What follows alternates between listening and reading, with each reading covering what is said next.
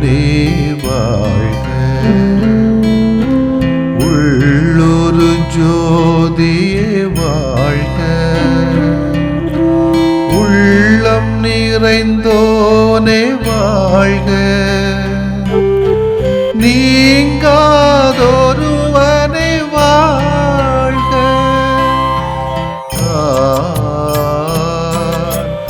ஒளி பொருந்திய அழியாத ஆன்மா.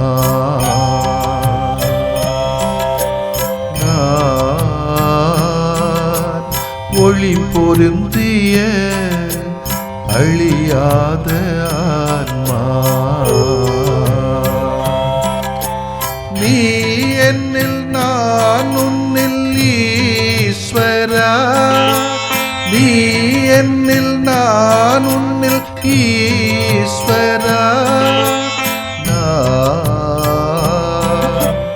ஒளி பொருந்திய அழியாத ஆன்மா.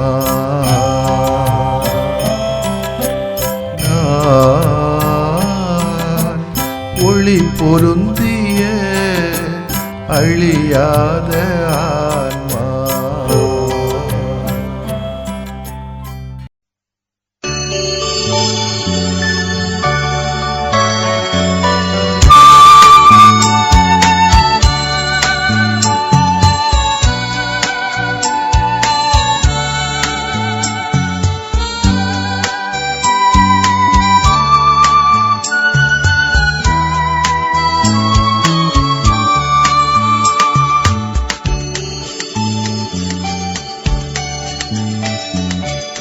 உறவாக உணர்வாக உடன் வாழும் என் இயேசுவே, உனதன்பின் சுடராக என் வாழ்வை தொடர்கின்றேன் நான். உறவாக உணர்வாக உடன் வாழும் என் இயேசுவே, உனதன்பின் சுடராக என் வாழ்வை தொடர்கின்றேன் நான்.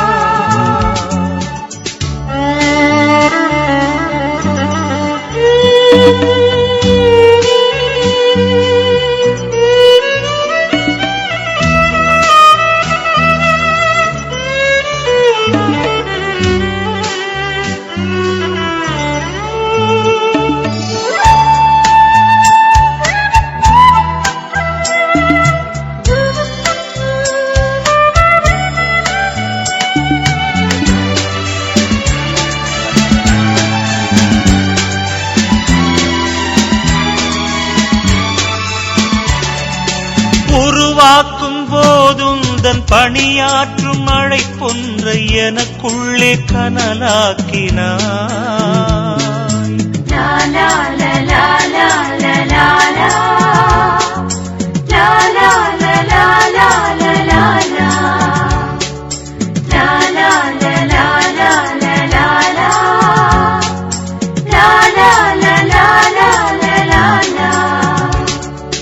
வாழ்வாகும் வழியெல்லாம் விடுதலையின் விதை தூவ உன் வார்த்தை எனில் உரைத்தாயே.